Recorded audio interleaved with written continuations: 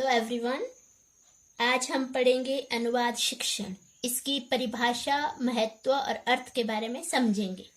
तो सबसे पहले शुरू करते हैं अनुवाद का अर्थ एवं स्वरूप।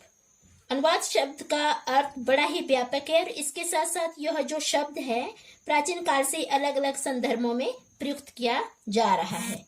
इस शब्द का प्रयोग आरंभ में फिर से कहना अर्थ के रूप में किया जाता था। अनुवाद शब्द अनु मीन्स पीछे, अनु का मतलब होता है पीछे, प्लस बद्ध का मतलब होता है बोलना, से व्युत्पन्न है। अतः इसका अर्थ हुआ अर्थ बताने वाला वाक्य, पुनरुक्ति तथा किसी निश्चित अर्थ को पुनः कहना। और दूसरी ओर अंग्रेजी भाषा में अनुवाद शब्द के लिए ट्रांसलेशन शब्द का प्रयोग होता है। अधिकतर पाश्चात्य विद्वानों ने ट्रांसलेशन शब्द का अर्थ स्रोत भाषा से लक्ष्य भाषा में प्रस्तुत की गई बात, अर्थ, तथ्य आदि के रूप में स्वीकार किया गया है। और पाश्चात्य विद्वान मोनर विलियम्स का समर्थन करते हुए बीएस अपटी ने इस संदर्भ में 7 अर्थ स्वीकार किए गए हैं। पहला है सामान्य रूप से आवृत्ति, दूसरा व्याख्या, उदाहरण या समर्थन की दृष्टि से आवृत्ति, और तीसरा पूर्व कथित बात का उल्लेख, विशेष रूप से बाह्य ग्रंथों का वह भाग जिसमें पूर्वोक्त निर्देश या विधि की व्याख्या, चित्रण या टीका टिप्पणी निहित है और जो स्वयं कोई विधि या निर्देश नहीं है। और चौथा समर्थन, पांचवा विवरण, छठा अफवाह और सातवां भाषांतर। ये जो 7 इसके अर्थ बताए हैं। अब पढ़ते हैं। यानी कहने का मतलब ये हुआ कि प्राचीन भारतीय साहित्य में संस्कृत, पाली, प्राकृतिक आदि भाषाओं की साहित्य सामग्री को किसी अन्य भाषा में प्रस्तुत करने का प्रचलन नहीं था। फिर भी गाहा सतसई आदि ग्रंथों में प्रयुक्त प्राकृतिक भाषा के कुछ स्थलों का अनुवाद संस्कृत भाषा में प्रयुक्त किया गया। अब पढ़ते हैं अनुवाद की परिभाषा। अनुवाद की परिभाषा अनुवाद शब्द के अर्थ, स्वरूप के साथ साथ उसकी जो प्रक्रिया भी जटिल है। तो इसका सबसे पहले पढ़ते हैं पाश्चात्य विद्वानों द्वारा प्रस्तुत परिभाषा। पाश्चात्य विद्वान कौन कौन से हैं? नायडा के अनुसार कि अनुवाद का संबंध स्रोत भाषा के संदेश का पहले अर्थ और तत्पश्चात शैली के धरातल पर लक्ष्य भाषा के निकटतम स्वाभाविक तथा तुल्यार्थक उत्पादन प्रस्तुत करने से होता है। और दूसरा सैमुअल जॉनसन के अनुसार मूल भाव की रक्षा करते हुए उसे दूसरी भाषा में बदलना ही अनुवाद करना है। अब पढ़ते हैं भारतीय विद्वानों के अनुसार। डॉक्टर कृष्ण कुमार गोस्वामी के अनुसार एक भाषा में व्यक्त भाव या विचारों को दूसरी भाषा में समान और सहज रूप से व्यक्त करने का प्रयास अनुवाद है। दूसरा डॉक्टर भोलाराम तिवारी के शब्दों में भाषा ध्वन्यात्मक प्रतीकों की वह व्यवस्था है और अनुवाद है इन्हीं ध्वनि प्रतीकों का प्रतिस्थापन, अर्थात एक भाषा के स्थान पर दूसरी भाषा के निकटतम कथनत और कथ्यत समतुल्य और सहज प्रतीकों का प्रयोग। इस प्रकार अनुवाद एक निकटतम समतुल्य और सहज प्रतीकन है। और अब पढ़ते हैं यानी इसकी परिभाषा से यही स्पष्ट होता है कि पहला, अनुवाद का सीधा संबंध किसी भाषा में लिखित अथवा रचित मौलिक रचना से होता है, इसे स्रोत भाषा कहा जाता है। दूसरा, अनुवाद के माध्यम से एक भाषा में रचित पाठ सामग्री को दूसरी भाषा में प्रस्तुत किया जाता है, इसे लक्ष्य भाषा कहा जाता है।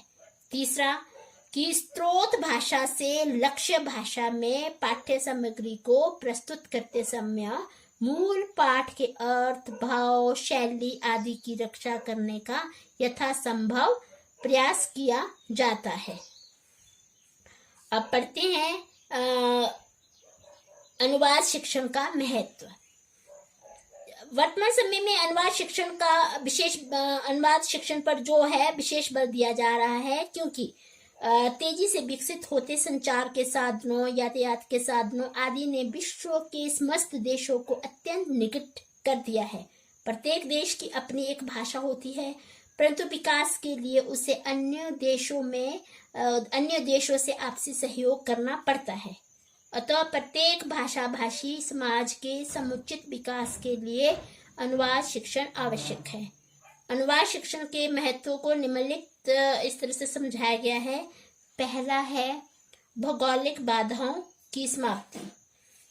भौगोलिक बाधाओं की समाप्ति, यहाँ पे विश्व के प्रत्येक देश की अपनी अलग भौगोलिक परिस्थितियां होती है।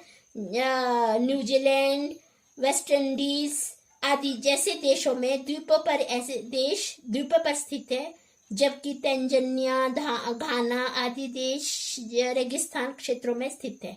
तो भारत जैसे विशाल देश में अलग अलग राज्यों की भौगोलिक परिस्थितियों में पर्याप्त अंतर देखने को मिलता है। कहीं ऊंचे पहाड़ व पठार है, तो कहीं नदियां, रेगिस्तान है। ऐसी विषम भौगोलिक परिस्थितियों में रहने वाले लोगों के बीच प्रत्यक्ष संबंध स्थापित करना बहुत ही कठिन का कार्य हो जाता है, परंतु अनुवाद शिक्षण की सहायता से इन भौगोलिक बाधाओं को दूर किया जा सकता है। जैसे उदाहरण के द्वारा समझा रही हूँ कि यदि हरियाणा, जहाँ पे मातृभाषा हिंदी है, तथा तमिलनाडु, जहाँ तमिल मातृभाषा है, के विद्यार्थियों को हिंदी व तमिल भाषाओं में अनुवाद करने का शिक्षण दिया जाए, तब निश्चित रूप से राज्य के बीच भौगोलिक दूरी को समाप्त किया जा सकता है। दूसरा है विश्व बंधुत्व की भावना का विकास। अनुवाद शिक्षण की सहायता से विश्व बंधुत्व की भावना का विकास किया जा सकता है। जिस तरह से उदाहरण के द्वारा समझा रही हूँ कि भारत व जर्मनी देश के विभिन्न विद्यार्थियों को हिंदी व जर्मनी में अनुवाद करने का शिक्षण दिया जाए, तब निश्चित रूप से इन दोनों देशों के बीच प्रेम, भाईचारे की भावना बढ़ेगी। वैसे भी जो सभी देशों में लगभग समान सामाजिक समस्या है, जैसे नारी शोषण की समस्या, नशे की समस्या, भ्रष्टाचार की समस्या है, तो यहाँ पे क्या करना है कि अनुवाद शिक्षण इन सामाजिक समस्याओं को दूर करने व विश्व बंधुत्व की भावना को स्थापित करने में महत्वपूर्ण भूमिका निभा सकता है। तीसरा है राष्ट्रीय भावनाओं का विकास। यहाँ पे भारत जैसे बहुभाषी देश में अनुवाद शिक्षण का विशेष महत्व है। ऐसे देशों में भाषावाद, क्षेत्रवाद आदि जैसी समस्या उत्पन्न होती रहती है, तो राजभाषा व राष्ट्रभाषा के अभाव में देश की सुरक्षा पर अनेक प्रकार के संकट आ सकते हैं। यदि ऐसे देशों में दो भिन्न भाषी राज्यों के विद्यार्थियों को एक दूसरे की भाषाओं में अनुवाद करने का शिक्षण दिया जाए, तब निश्चित रूप से उनके बीच में भाईचारे और सौहार्द की भावना उत्पन्न होगी। तीसरा है सभ्यता व संस्कृति का विकास। यहाँ पे प्रत्येक देश व समाज की अपनी एक अलग संस्कृति, परंपराएं होती है। उनकी जो सभ्यता व संस्कृति का अपना ही एक इतिहास होता है, परंतु समय बीतने के साथ साथ कुछ परंपराएं अप्रासंगिक हो जाती है तथा समाज के विकास में बाधा पहुंचने लगती है।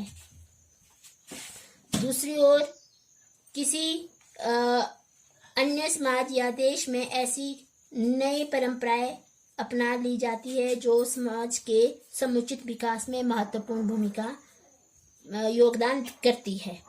ऐसी स्थिति में अनुवाद शिक्षण की सहायता से विद्यार्थियों को अन्य समाज की सभ्यता व संस्कृति से परिचित होने का अवसर मिलता है।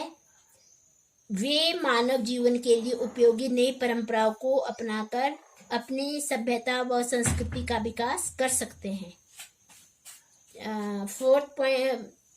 पांचवा है साहित्य व कला को वैश्विक मंच प्रदान करना। विश्व की अनेक भाषाओं में श्रेष्ठ साहित्य व कलाकृतियों की रचना हो चुकी है तथा वर्तमान में इनकी रचना हो रही है। बहुत संभव है कि जो सृजनात्मकता भविष्य में जारी रहेगी, परंतु प्रत्येक भाषा का अपना एक निश्चित दायरा होता है जिसे जिस भूभाग पर कोई एक भाषा भाषी जनसंख्या रहती है उस भाषा का क्षेत्र या दायरा भी केवल भूभाग तक रहता है। ऐसी परिस्थिति में एक और तो उस भाषा में रचित साहित्य रचना आदि का लाभ केवल वही भाषा भाषी जनसंख्या प्राप्त कर सकती है तथा दूसरी ओर साहित्यकार व रचनाकार को उतनी ख्याति व सम्मान नहीं मिल पाता है जितना उन्हें मिलना चाहिए, क्योंकि वो अन्य भाषा भाषी समाज के लोग उसकी रचना से अनभिज्ञ रहते हैं। अनुवाद शिक्षण इस दिशा में सर्वाधिक महत्वपूर्ण भूमिका निभाता है और अनुवाद के माध्यम से ही आज किसी भी श्रेष्ठ रचना को विश्व की सभी भाषाओं में अनुदित किया जा सकता है, फिर भले ही किसी भी भाषा में रचित क्यों ना हो। 6 है मानवीय ज्ञान संकल्पना आदि का विकास। विश्व के प्रत्येक समाज में मानव जीवन को सुविधा संपन्न बनाने के प्रयास हो रहे हैं। उदाहरण है कि किसी भी देश में मानव मस्तिष्क का अपना अध्ययन हो रहा है तो किसी देश में मनुष्य में होने वाली घातक बीमारियों का उपचार करने के लिए नए नए दवाओं पर अनुसंधान हो रहा है। जिस तरह से आज वैश्विक महामारी कोरोना है तो इस तरह से कहीं कुछ हो रहा है तो किसी अन्य देश में ऊर्जा परिवहन आदि के क्षेत्र में नए नए अनुसंधान हो रहे हैं, परंतु इन अनुसंधानकर्ताओं वैज्ञानिक चिकित्सकों की भाषाएं अलग अलग होती है। अनुवाद शिक्षण के बल पर उनके द्वारा की गई जो खोजे अनुसंधानों आदि के सकारात्मक परिणाम विश्व के कोने कोने तक पहुंचाए जा सकते हैं।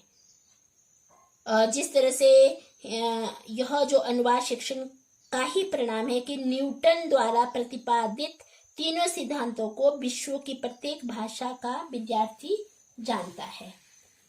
अब आता है 7वां पॉइंट कि धार्मिक ग्रंथों के प्रसार में सहायक, कि जो मानव समाज में धर्म का विशेष महत्व होता है। प्रत्येक समाज की अपनी अलग अलग मान्यता होती है। उदाहरण के लिए कनाडा है, अमेरिका है आदि में ईसाई धर्म के अधिक अनुयायी है तो भारत जैसे देश में हिंदू धर्म के अनुयायी अधिक है। अनुवाद की सहायता से ही एक धर्म के अनुयायी दूसरे धर्म की विशेषताओं से परिचित हो सकते हैं। तो इस प्रकार अनुवाद शिक्षण धार्मिक ग्रंथों के प्रचार में भी सहायक है। 8वां है राजनीतिक औद्योगिक आदि प्रगति में सहायक। अनुवाद शिक्षण राजनीतिक औद्योगिक आर्थिक वैज्ञानिक आदि प्रगति में भी सहायक है। उदाहरण के लिए जिस तरह से जर्मनी में उत्पन्न कार्ल मार्क्स का मार्क्सवाद अनुवाद की सहायता से ही विश्व के अनेक देशों में पहुंचा, इस प्रकार औद्योगिक आर्थिक वैज्ञानिक प्रगति में भी अनुवाद की जो भूमिका है महत्वपूर्ण रही है। Thank you.